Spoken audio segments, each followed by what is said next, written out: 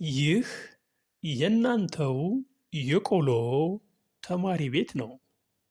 የቆሎ ተማሪ የምናስተምረው የትምህርት አይነት አማርኛ፣ እንግሊዝኛ እና ሂሳብ እናስተምራለን።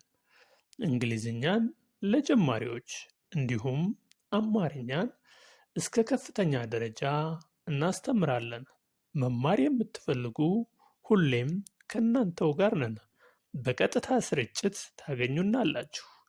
የምትፈልጉትን ታገኛላችሁ። ላይቭ በቀጥታ ስርጭት ማታ ከምሽቱ 5 ሰዓት ጀምሮ አለን። ይህ የእናንተው የቆሎ ተማሪ ቤት ነው። ቃላት እንመሰርታለን። አብራችሁን ሁኑ። ወደ ትምህርታችን እንቀጥላለን። በዚሁ መማር የምትፈልጉ ከታች ኮሜንት ላይ አሳውቁን። ሁሌ በላይቭ በቀጥታ እንገባለን። ፊት ለፊት እንገናኝ። አሁን ወደ ትምህርታችን። ዛሬ የምንጀምረው ከዚህ ነው። በቆሎ ቤት ትምህርት መሰረት ፊደል ሲቆጠር ከሀ ግዕዝ እስከ ሆ ሳብዕ ድረስ በዜማ ነው። እንዲህ እየተባለ ይዜማል።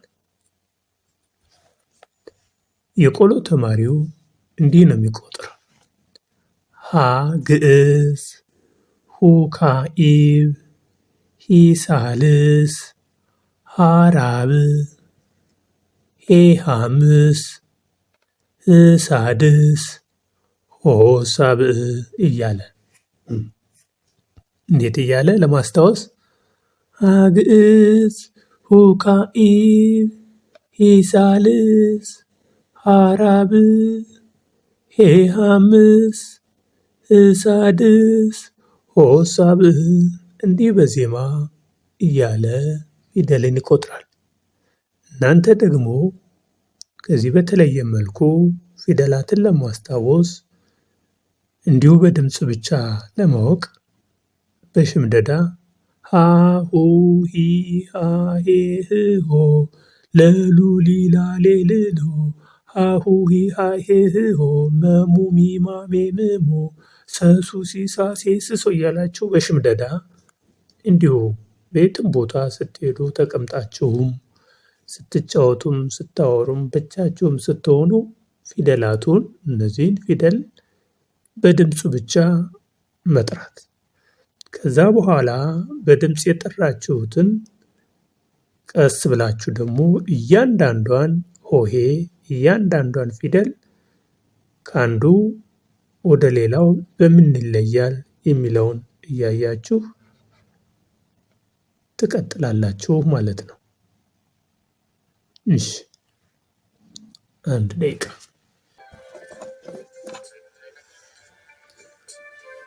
አሁን ትምህርታችን እንጀምራለን።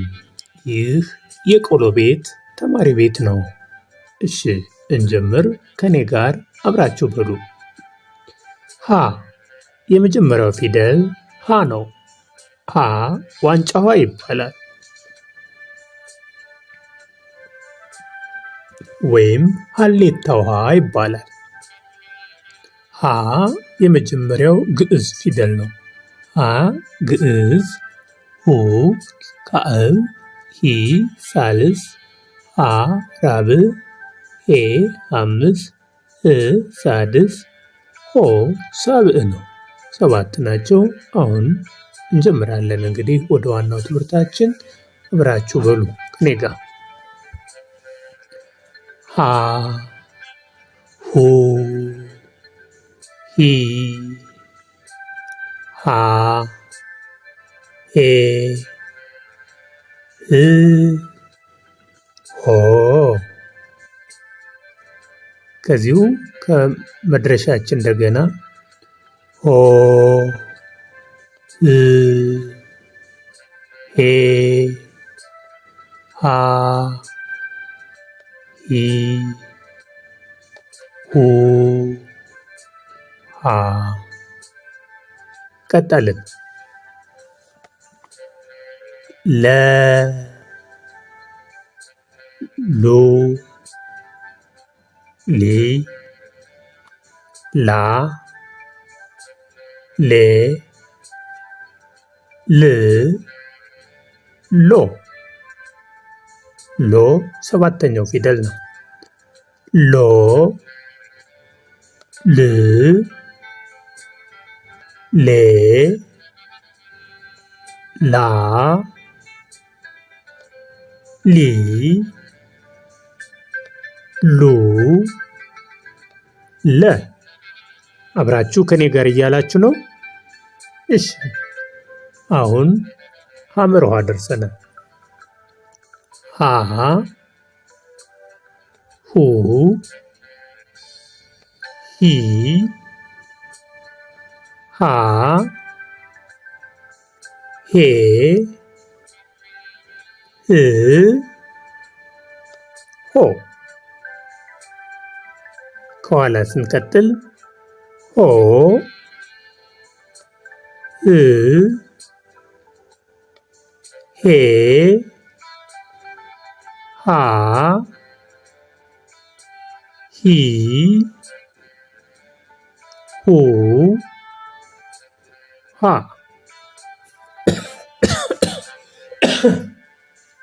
እነዚህ ፊደሎች ይህ ሀሌታ ውሃ ነው። ይህ ደግሞ ሐመር ውሃ ነው። ሀሌታ ውሃ ነው የመጀመሪያው፣ ሐመር ውሃ ነው። ሌላው ሶስተኛውም የውሃ ውሃ የሚባል ሶስተኛውም አለ። አሁን ግን ሀሌታውና ሐመር ውሃ በዚሁ አጋጣሚ ስማቸውን እወቁ ብዬ ነው። በጣም ጥሩ። ከሀ ቀጥለን የምናገኘው ማን ነው? መ መ ሙ ሚ ማ ሜ ም ሞ ከሞ ስንቀጥል ደግሞ ከማረፊያችን ሞ ም ሜ ማ ሚ ሙ መ እንደዚህ ይሆናል ማለት ነው። እስኪ አሁን በእነዚህ በአራቱ ፊደል በሀ በለ በሐመር ውሃና በመ እስኪ ምን ያህሉን ለያችሁ ወይም አወቃችሁ? እስኪ ይህን ለማዳበር ያክል ሀ ለ ሐመር ውሃ መ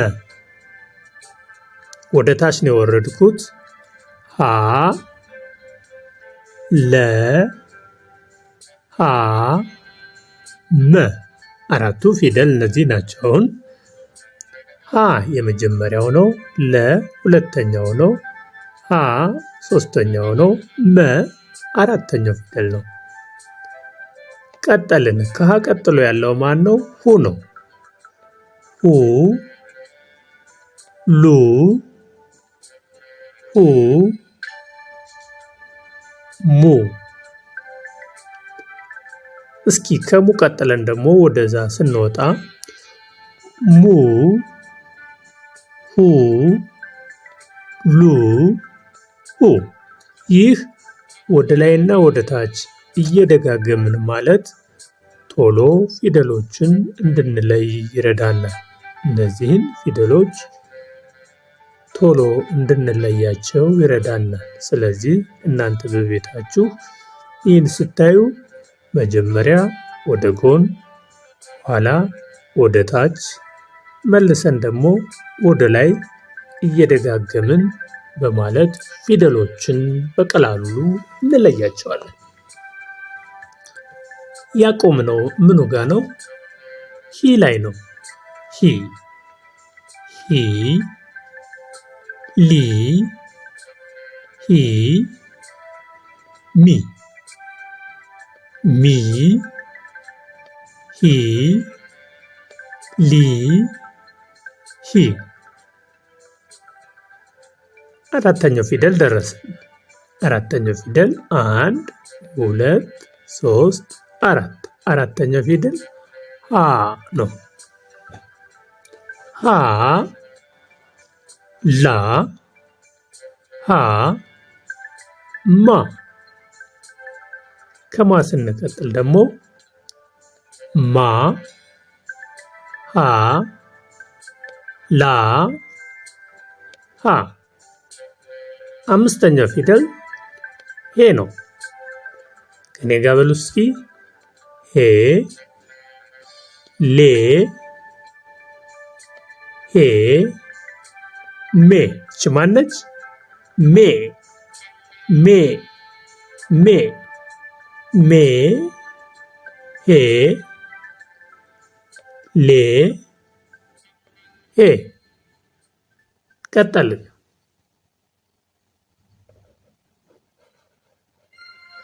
ህ ል ህ ም ም ህ ል ህ። የመጨረሻው ፊደል ማን ነው? ሆ። ሆ ሳብዕ ፊደል ነው ወይም ሰባተኛው ፊደል ነው። ሰባተኛው ፊደል ሆ ሆ ሎ ሆ ሞ ሞ ሆ ሎ ሆ። በጣም ጥሩ። አሁን እንዴት አድርገን ነው ፊደላትን የምንለየው ነው? ፊደላትን በቃላችን ሸመደድን። እንዴት አድርገን ሀ ከሄ ለ ከላ ሀ ከህ መ ከማ በምን ይለያል የሚለውን ምልክቶችን እስኪ እናያቸው። የመጀመሪያው ፊደል ምንም አይነት ቅጥያ የለውም። የግዕዝ ፊደል ይባላል ወይም የመጀመሪያ ፊደል ይባላል። የመጀመሪያ ፊደል ምንም አይነት ቅጥያ የለውም። ምንም እንደምታዩት ምንም አይነት ቅጥያ የለውም። አናባቢውም ኤ የሚል ድምፅ ነው። ወይም ኤ እንደ ሀ ለ ሀ መ የሚል አናባቢ ያለው ማለት ነው። ሁለተኛው ደግሞ አናባቢው ኡ ነው። ኡ ወይም ሁ ኡ ሁ ሉ ኡ የሚል ድምፅ ነው ያለው። ሁ ሲል ኡ የሚል ድምፅ ነው ያለው። ሙ ሲል ኡ የሚል ድምፅ ነው ያለው። እነዚህ ሁ ሉ ሁ ሙ ምን አላቸው ማለት ነው? ከጎናቸው እዚህ ከጎናቸው ቅጥያ አላቸው። የመጀመሪያው ፊደል ምንም ቅጥያ የለውም። እንደምታዩት ምንም አይነት ቅጥያ የለውም። ሁለተኛው ፊደል ግን ሁ ይልና ቅጥያ አለው። ለ ብሎ እቺ ሉ ትሆናለች። አንተ አዩና ከሁ ሁ ትላለች። ወደዚህ ቅጥያው ከጎን ነው። መ ብላችሁ ሙ ስትሉ ከጎኑ ነው ቅጥያ ያለችው። ሰ ብላችሁ ማን ነው? መ ብላችሁ ቅጥያዋ ሙ ነች። መ ብትላችሁ ቅጥያዋ ሙ። ሀ ብላችሁ ቅጥያዎች ሁ። ወደ ጎን ቅጥያ ካለው የሁለተኛው ፊደል ውስጥ ይመደባል ማለት ነው። ሁ ሉ ሁ የሚል። እስኪ ሶስተኛውን እንየው። እስኪ አስቡትና መጀመሪያ አስተውላችሁ እዩት። የሶስተኛውን ፊደል ለመለየት ዋናው ምልክቱ እስኪ እዩት። አያችሁት? አዎ የሶስተኛው ፊደል ቅጥያው ከታች ነው። ከፊደሉ ከእግሩ ከታች ነው። ለምሳሌ የሁ ቅጥያው ከጎኑ ነው። የሉ ቅጥያው ከጎኑ ነው። የሁ ቅጥያው ከጎኑ ነው። የሙ ቅጥያው እነዚህ የካዕብ ፊደሎች ወይም ሁለተኛ ፊደሎች ቅጥያቸው ከጎን ነው። እንደምታዩት ከጎን ነው። እነዚህ የሂ የሊ የሂ የሚ ግን ቅጥያቸው ከዚህ ከስር ነው ከእግሩ ላይ። አሁን ቺሂ ከእግሯ ላይ ነው ቅጥያዋ። እዚህ ጋር ትታያለች። ቅጥያዋ እዚች ጋር ከእግሩ ላይ ነች። ሊም ቅጥያዋ ከእግሩ ላይ ነው። ሂም ቅጥያው ከእግሩ ላይ ነው። ሂ ሊ ሂ ሚ ሂ ሊ ሂ ሲል ቅጥያው ከእግሩ ከታች ነው። ይህ ሶስተኛው ፊደል የሚለየው ቅጥያው ከታች ከእግሩ ስር ነው ማለት ነው። አራተኛው ፊደልስ እስኪዩት መጀመሪያ አራተኛው ፊደል ይሄ ነው። ይኸው አራተኛው ፊደል ደግሞ አ ወደ ታች ያለ ነው። አብዛኛዎቻቸው ወይ እግራቸው ላይ ወደ ታች ይሄዳል ወይ ያጥራል። ለምሳሌ ሀ እግር ወደ ታች ነው የሚወርድ ሙሉ እግር። ላ ደግሞ የወረደው እግሩ አንዱ ያጠረ ነው። ሀ ስናየው እግሩ አሁንም ያጠረ ነው። ማ ወደ ታች ያለ ነው። ማ ሀ ላ ሀ ይህ አራተኛው ነው። አምስተኛውስ? አምስተኛው ፊደል ደግሞ ሄ ነው። ድምጻቸው ደግሞ ተመሳሳይ ነው። ሄ ሌ ሄ ሜ የሚል የእነዚህ ደግሞ የሚገርመው እግራቸው ላይ አምስተኛው ፊደል ዜሮ ወይም ቀለበት አለው። ለብሎ ሌ ለማለት እግሩ ላይ ቀለበት ያሰረ ነው። እግሩ ላይ እዚህ ቀለበት ያሰረ ነው። ይሄ ቀለበት ያሰረ ነው እንደ ዜሮ የመሰለ። ሌም ያው እዚህ ላይ ይሄኛውም ሄም እዚህ ላይ ዜሮ እግሩ ያሰረ ነው። ሜም እንደዚሁ። ሊ ወይም ሂ ወደ ጎን ነው። አሁን እቺ ሊ ወደ ጎን ነች። እቺኛው ግን ዜሮ አላት። ይሄ ሊ ወደ ጎን ነው። ሂ ወደ ጎን ነው። ሶስተኛው ፊደል የሂ የሊ የሂ የሚ ወደ ጎን ነው። ወደ ጎን ነው። እግሯ ላይ እንደምታዩት ወደ ጎን ነው። ሄ ግን ወደ ጎን ያለው ላይ ዜሮ ቀለበት ትሆናለች። ሊ ወደ ጎን ብላ ሌ ስትሆን ቀለበት ትሆናለች። ሂ መታ ወደ ጎን ብላ ሄ ምን ትሆናለች? እንደ ቀለበት ትሆናለች ማለት ነው። እዚህ ላይ እንደ ዜሮ እግሩ ላይ እንደ ማሰር ዜሮ ክብ ነገር አላት ማለት ነው። ስለዚህ አምስተኛውን ፊደል በዚህ እንለየዋለን ማለት ነው። ከሌላው ፊደል ምልክቱ ይሄ ነው። ቀጥሎ ያለው ፊደል ስድስተኛው ፊደል ነው። ስድስተኛው ፊደል በአብዛኛው ቀላል ነው ይባላል። አናባቢ የለውም፣ ብቻውን ነው የሚቆም። ሲነበብ ብቻውን ነው። አማርኛውም እንግሊዝኛውም ምንም አናባቢ አይኖረውም። ብቸኛ ነው። ብቻውን ቁሞ ነው የሚቀጥል የሚናገር ድምፅ የሚሰጥ ብቻውን ነው። ህ ይላል። ህ ል ህ ም በአማርኛው አናባቢ የሚል ድምፅ ነው ያለው። በአማርኛ እንደ እንግሊዝኛው ኤ ኢ አይ ኦ ዩ አናባቢ እንዳለው ሁሉ እንግሊዝኛ አማርኛ ደግሞ አናባቢው እ ኡ ኢ አ ኤ እ ኦ የሚል የአ ዘር ያለው እሱ አናባቢው ነው።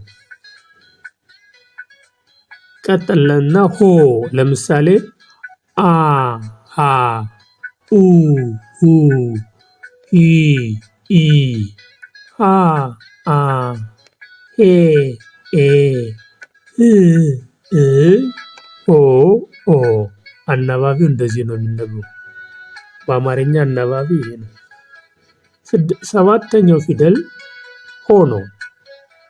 ሆ ደግሞ ወደ ጎኑ ቅድም እዚህ ላይ ከስር ነው እግሩ ዜሮ ይሆናል ያልነው። ይሄኛው ደግሞ አናቱ ላይ ነው። ምን አለው ቅጥያው እንደ ዜሮ ክብ የመሰለ አለው ማለት ነው። ለምሳሌ ሎ እዚህ ላይ እግሩ ስር ነው ያለ። ሌ እግሩ ስር ነው ያለ። ሊ እግሩ ስር ነው ያለ።